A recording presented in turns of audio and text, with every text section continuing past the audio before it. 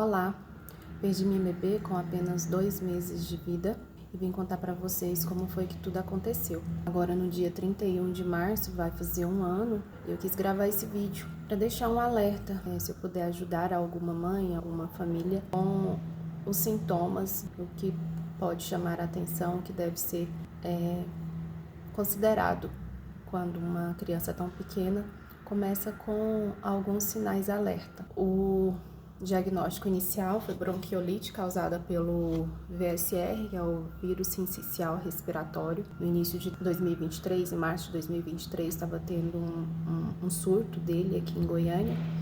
E no primeiro momento, esse foi o diagnóstico. Tudo começou ela tinha feito 2 meses de vida na sexta-feira, e aí na segunda-feira eu levei ela para tomar vacina. Ela tinha tido contato com o Gael, né, que é o irmãozinho dela, meu filho mais velho. Ele estava gripado e ela tinha começado com um sintoma muito leve, tanto que eu tinha lavado o nariz dela no domingo, não tinha saído secreção nenhuma. Ela estava querendo ficar com o nariz entupido, mas não tinha secreção. Então eu achei que estava tudo bem levar para vacinar. Levei para vacinar, depois do almoço ela chorou bastante, então eu dei o analgésico para ela e ela só ficava quietinha, só acalmava durante o período em que ela estava sob a ação do analgésico. E aí ela começou a ficar sem mamar, ela chorava muito e não mamava. Aí, isso foi à tarde, eu tô olhando aqui porque eu separei alguns prints para eu me lembrar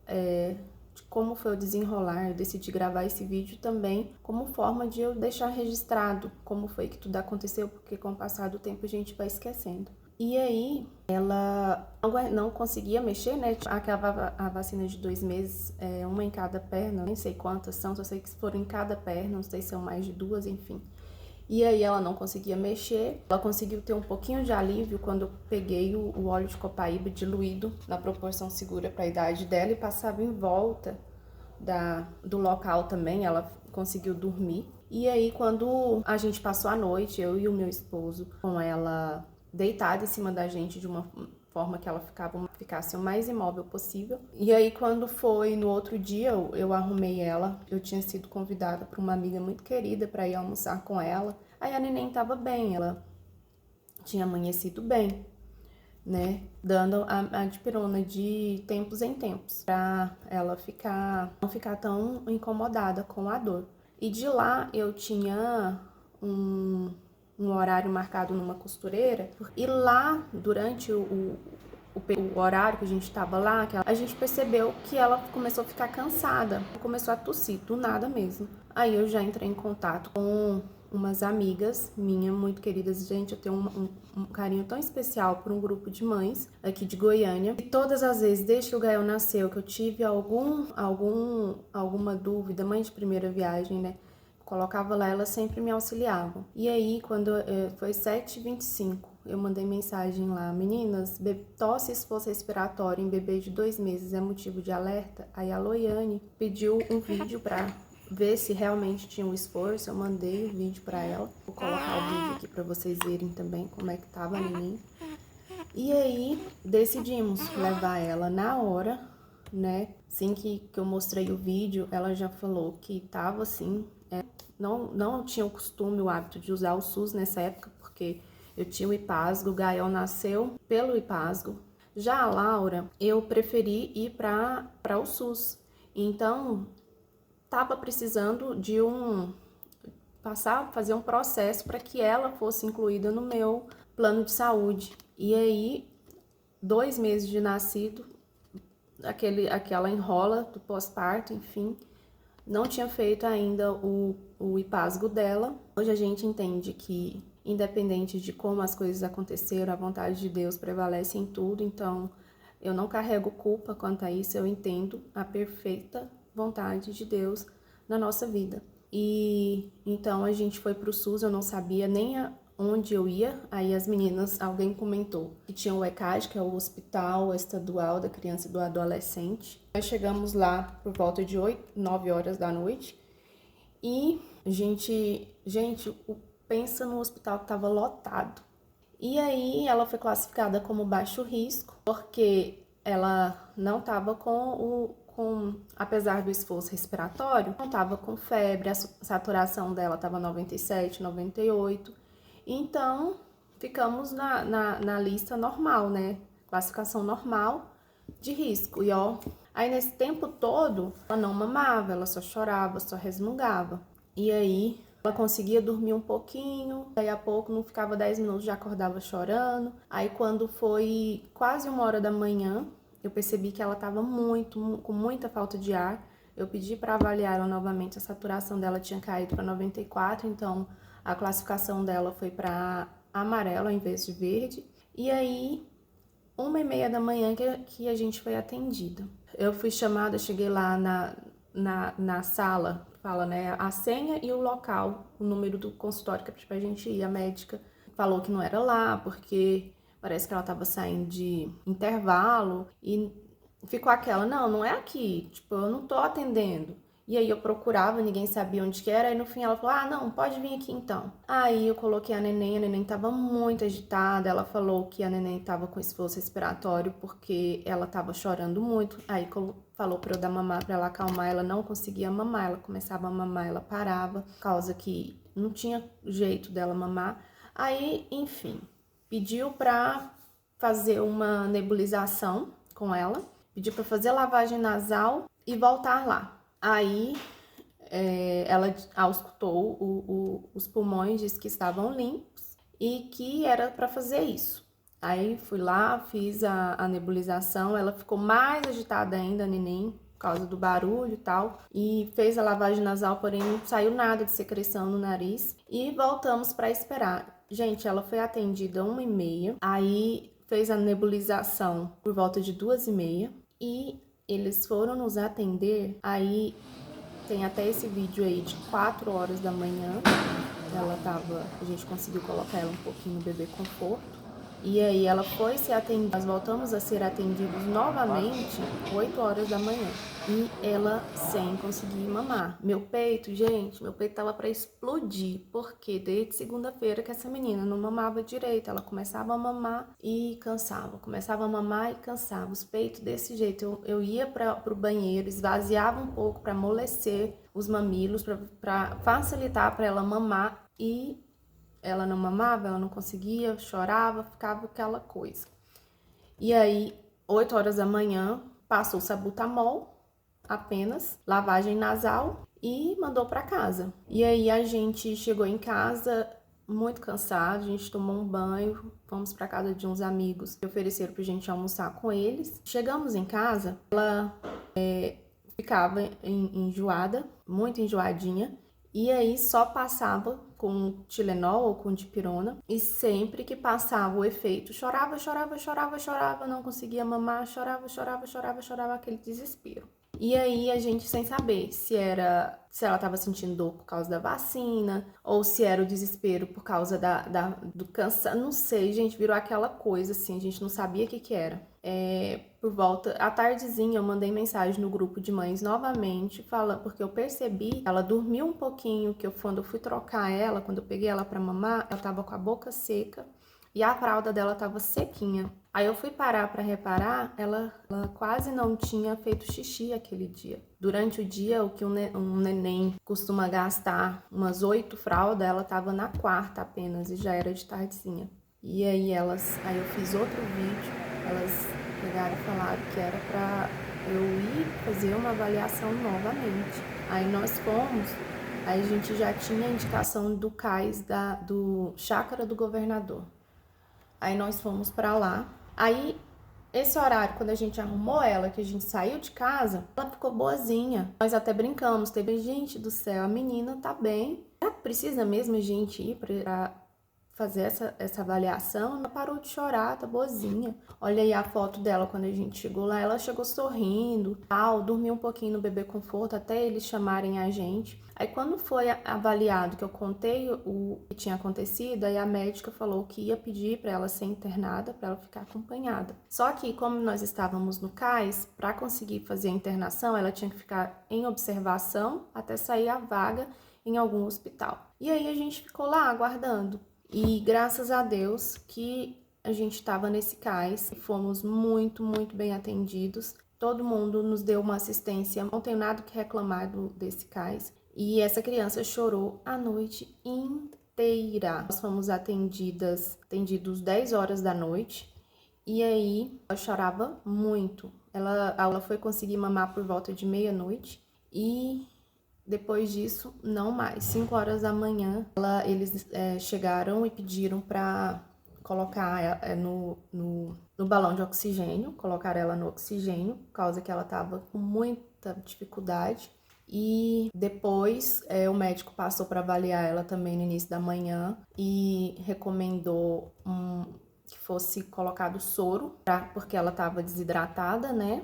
E depois entraram com hidrocortisona, que foi um antialérgico para ajudar a respirar, diminuir os espasmos no seio, né?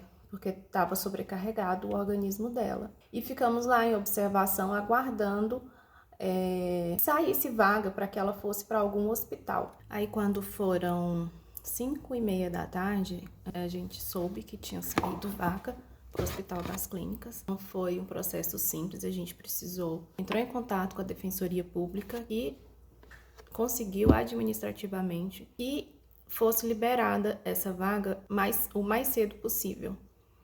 E 5:30 a gente soube dessa notícia, porém a SAMU, a gente até queria fazer o transporte dela do cais para o hospital de carro, porém como ela estava com balão de oxigênio, não poderia ser transportada, só poderia ser feito esse transporte na SAMU. Bem, as enfermeiras e a médica que estava no momento não autorizou de forma alguma. Quando a gente cogitou, elas falaram que não autorizariam, não deixariam isso acontecer, era muito arriscado, que o quadro dela estava de muito sério, muita gravidade. Então a gente pegou e aguardou, porém a SAMU só foi chegar lá 9 horas da noite. A gente chegou no HC, demorou um pouquinho, porque tem um processo protocolo mesmo, eles tem que passar num local para regularizar essa internação, entregar uns documentos para depois ir para o HC, entregar a documentação. E só sei que eu fui chegar lá na parte onde ela ia ficar mais ou menos 10 horas da noite. E aí nesse momento ela chegou lá, ela foi dormindo, tem até a fotinha minha com ela. Ela estava dormindo no cais, aí na movimentação para ir para SAMU, ela acordou, ela mamou um pouquinho no trajeto. E aí ela acordou quando eu entrei no HC, quando os médicos começaram a fazer a avaliação dela, ela começou a chorar, e eles falaram pra eu dar mamar pra ela. Toda vez que que o neném tá chorando, eles pedem pra dar mamar pra acalmar, e ela não ficava no peito. E aí tentavam medir a saturação, até cogitaram também tirar o balão de oxigênio, só que a saturação dela caía, e por vezes até nem conseguiam pegar. E aí ela começou a ficar agitada, foi ficando agitada, até eles tirarem ela do meu colo, levar pra maca e começar a fazer exames. Aí colocou colocaram fio nela inteira. E ela ficou muito desesperada, gente, pensa um bebê de 2 meses. E eu, no meu desespero, nunca tinha ido no hospital, principalmente com um menino pequeno. Nunca tinha estado numa UTI, não sabia o que era sala vermelha. Na hora que eles colocaram o negócio para pegar a veia dela, parece, não lembro, tava com um aqui, depois colocou outro aqui. Só sei que ela tava cheia de fio e ela chorava muito. O que eu fiz? Eu peguei ela da maca, coloquei no meu colo e sentei. Olha a inocência, a ingenuidade da pessoa. A menina cheia de fio, com catéter. E aí, quando a médica viu aquilo, ela sentou na minha frente e falou assim: mãe, não faça isso, não dê mamar para sua filha. Eu falei: eu tô tentando dar mamar para ela, ela não mama. Eu tava tão desesperada. Ela falou: não faça isso, deixa ela na maca e você não vai dar mamar para ela agora. O alimento dela vai ser por sonda, vai ser no soro. Você só tem que ficar calma para você transmitir calma para ela. Gente, que desespero! Aquela menina chorava, ela olhava para mim e eu ficava do lado dela e ela chorava por resto.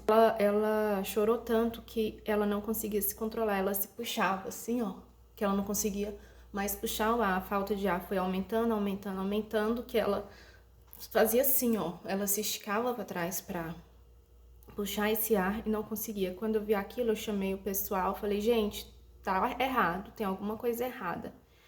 Quando uma chegou e viu o que estava acontecendo, já foi chamando as outras, já foi chamando, eu fui afastando e só foi enchendo de gente. Aí eu falei, não tá normal. Eles levantaram ela, aí ela não chorava mais, ela só fazia.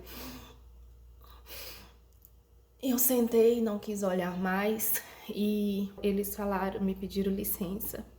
Aí nesse momento, eu já tinha visto eles falando, prepara o umbu.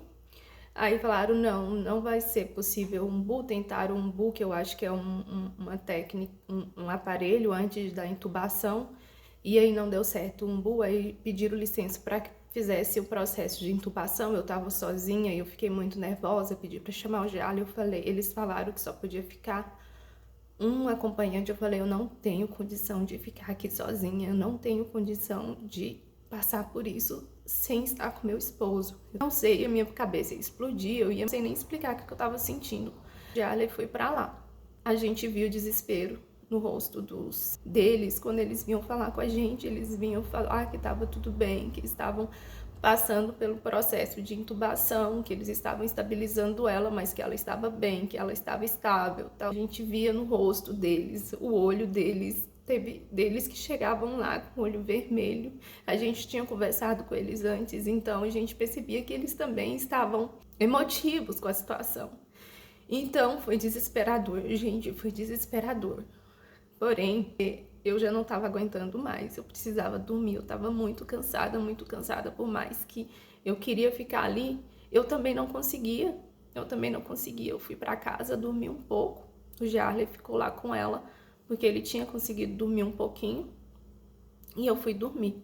Aí, nesse intervalo, foi que descobriram que, na verdade, a bronquiolite foi causada, antes já tinha sido descoberto no cais pelo vírus sincicial respiratório. Quando chegamos lá, ela estava com anemia seríssima, fortíssima.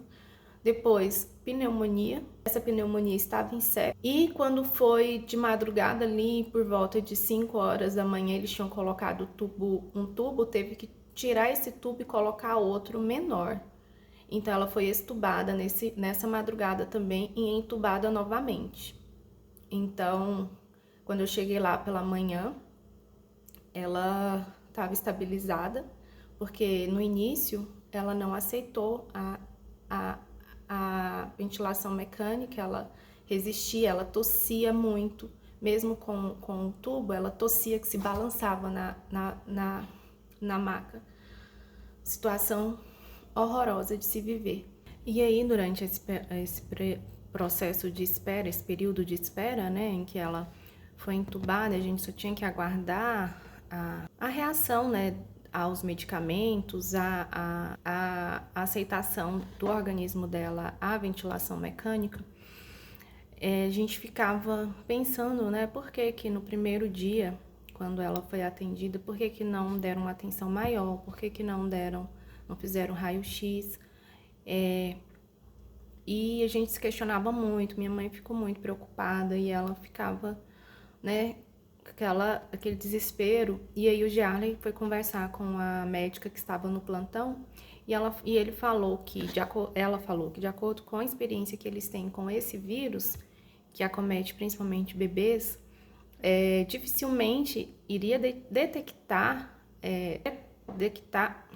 iria perceber que estaria num grau tão avançado, que seria desenvolvido de uma forma tão rápida e iria ficar tão grave, porque de início, no pulmão, o raio-x não detecta nada, normalmente, e que não tem tratamento para bronquiolite. O tratamento, não tem medicamento, o tratamento é lavagem nasal, você faz bombinha para dar um suporte, o tratamento é apenas de suporte pro sistema respiratório, mas não tem o que fazer, sabe? Então, é ventilação mecânica, ficar ali, né, observando. Só que ela não ficou em observação, ela não, no primeiro dia não teve esse olhar mais, com mais atenção. mas que Deus sabe por quê também, né? E aí, a gente ficou aguardando e a saturação tava ali em 97, 98, daí a pouco caía para 60. Aí todo mundo ia para lá, a gente não sabia o que eles estavam fazendo, mas toda a equipe ficava lá. O Jarley falava, nossa, agora tem 10 pessoas em cima dela tentando ver o que faz para aumentar a saturação. Daí a pouco subia um pouco, daí a pouco caía, ficava oscilando bastante. E aí foi desse jeito. Quando eu voltei para lá, eles estavam passando a sonda para monitorar o xixi dela, para conseguirem monitorar. E estavam lá passando a sonda e eu não conseguia ficar no local. Por mais que eu quisesse, era muito difícil ver ela lá e eu não poder fazer nada. Eu não conseguia, eu simplesmente não conseguia. Eu ia, conversava, olhava lá e para mim era muito doloroso. E tinha o pessoal da psicologia, a menina que foi conversar comigo, ela ficou conversando comigo durante esse período de 7 horas da manhã que eu cheguei lá até meio-dia. Foi o horário que a gente recebeu a notícia. Eu ia lá e eu não conseguia, eu ficava perturbada da cabeça de ver e não conseguir fazer nada. Aí eu falava com ela, ela me tirava de lá, sentava, conversava comigo. Aí eu voltava, olhava um pouquinho e saía. Aí logo o irmão Gabriel, que é o cooperador da nossa igreja, a gente pediu para fazer uma unção nela. Só que, como ela estava muito instável, eles pediram para esperar. Só que eles autorizaram que ele subisse para dar um suporte, um apoio para mim. E isso foi muito bom, porque eles disponibilizaram uma sala para que eu ficasse lá com ele, a gente conversando das coisas de Deus. E aí a gente fez uma oração, né? E assim que a gente terminou de fazer essa oração, a equipe chegou e quando eu vi, veio o assistente social, eu falei... Aí falou pra gente que ela tinha dado uma parada e que eles estavam fazendo de tudo para reverter o caso. E aí o Gabriel pediu para ir lá fazer a unção. De início eles não permitiram. Depois de algum tempo, nós estávamos desesperados. A gente fez outra oração e ele falou para eles: vocês não podem me impedir de ir fazer o que a família quer. Ela já estava em parada. E ele pegou, e aí, sim, ele conseguiu, eles autorizaram ele entrar para fazer a unção dela. Quando ele voltou para... Eu não consegui, eu não quis ir. Eu falei, vá, faça o que o irmão tem que fazer, eu vou ficar aqui. Quando ele voltou transtornado de desespero. E ele falava assim, Lilaine, vai ver ela, vai lá falar com ela, Lilaine. E eu falava, eu não consigo. Eu falei... Já estabilizaram? Já conseguiram? Não, eles ainda estão tentando. Eu falei, eu não consigo. Ela era muito pequenininha, então para mim eu tinha medo daquilo ser muito agressivo e mexer mais comigo do que estava mexendo. Falei, não vou. E aí eles pediram pro Jarley vir, aí veio toda a equipe médica, sentou com a gente e falou que tinha 1 hora que ela tinha parado, que eles ficaram tentando fazer a reanimação e que não conseguiram, e pronto. Foi decretado a morte meio-dia e 6, meio-dia 16, alguma coisa assim, meio-dia e alguma coisa. E em nenhum momento eu consegui pedir para Deus trazer ela de volta. Exigia a ressuscitação. Eu só falava, Senhor, se o Senhor permitir que a vida dela seja devolvida, eu vou te agradecer todos os dias e eu não vou deixar ela esquecer nem um dia que ela é resultado de um milagre teu. Eu faço esse compromisso, de onde eu for, eu conto o teu milagre. Porém, se for da tua vontade que ela não fique conosco, me prepare, me dê forças, me capacite para passar pelo processo. E foi isso que aconteceu. Aí a Adri e a Laís tinham ficado comigo na tarde do dia anterior lá no cais. Elas passaram a tarde comigo. Foi muito importante a presença delas e elas eles autorizaram que elas subissem também. Eu pedi para elas subirem e a gente entrou pro quarto para fazer uma oração. E nesse momento foi a primeira vez que eu vi ela depois de tudo, que eu peguei o corpinho dela pela última vez no meu colo.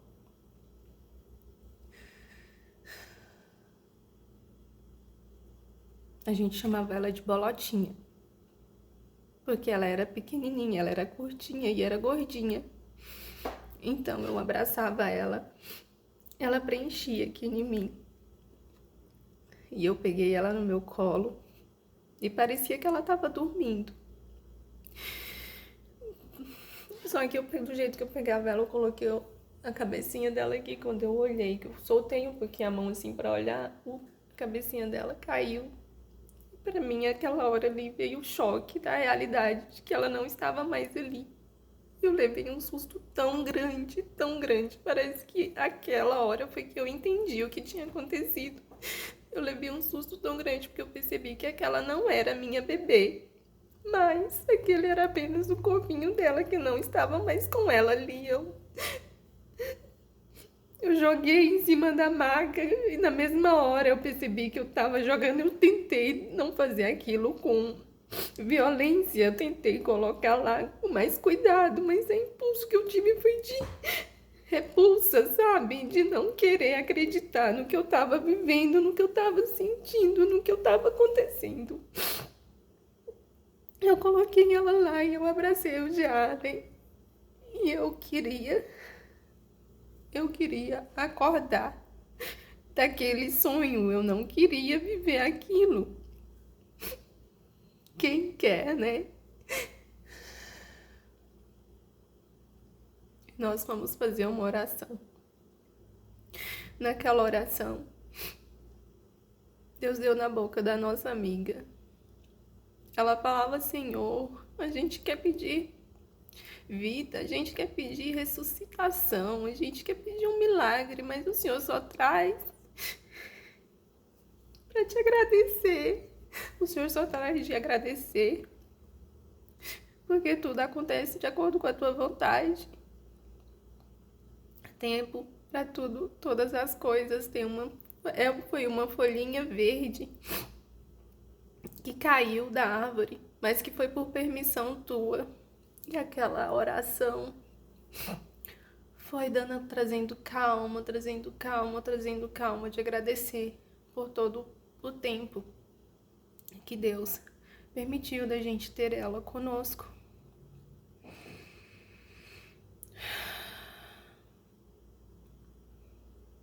E então eu não questionei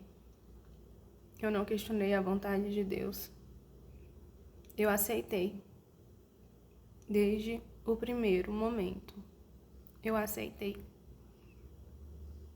E só pedia forças para passar. Para que eu não esquecesse que eu tinha um esposo, que eu tinha um filho. E foi isso que Deus permitiu. De viver. E ao final eu quero pedir que quem for mãe de neném, desde recém-nascido, o primeiro sinal de coriza, de tosse, de nariz entupido, lavagem nasal. Não tenham medo de fazer lavagem nasal. Eles nos orientaram várias vezes, porque o vírus, a porta de entrada é o nariz. Com a lavagem nasal, a gente consegue colocar ele para fora. E mesmo depois que ele está lá dentro, a secreção é alimento para que ele se prolifere. Então, lavagem nasal também. Então, assim, façam lavagem nasal desses nenéns. Pelo amor de Deus. Em um outro momento eu conto como foi que o Gael, depois dela, eu também tive que... Porque na hora que ele tinha ficado uma semana com a minha mãe, que a gente estava tentando fazer o desmame, que eu fiz a amamentação em tandem. Quando eu recebi ele, depois que eu saí do hospital, deixei ela lá já sem vida, ele estava chiando o peito. A gente foi para emergência, fez um raio-x e ele estava também com uma mancha no pulmão e eu precisei fazer o tratamento dele. Depois eu conto como é que foi que a gente passou por isso. Mas lavem o nariz desses nenéns. Fiquem atentos aos sinais de esforço respiratório. Esforço respiratório é emergência. E cuidado com desidratação. Espero que eu tenha ajudado vocês. Esse vídeo foi mais para falar a respeito. Como eu comentei no início, vai fazer 1 ano e eu senti necessidade de falar sobre isso, para colocar para fora o que eu tô sentindo, tudo o que eu tô sentindo. Essa é a origem desse canal. E se de alguma forma isso ajudar outras pessoas, eu fico feliz. Mas foi isso. Espero que vocês aprendam com a minha história. Se tiver alguém que queira conversar comigo, também me coloco à disposição. Hoje eu faço uso de produtos naturais para tratar o Gael. Nunca mais eu passei e nem vou passar por isso, se Deus quiser. A minha falta de informação não será mais um problema. E se vocês tiverem gostado, por favor, comentem, compartilhem e se inscrevam no canal.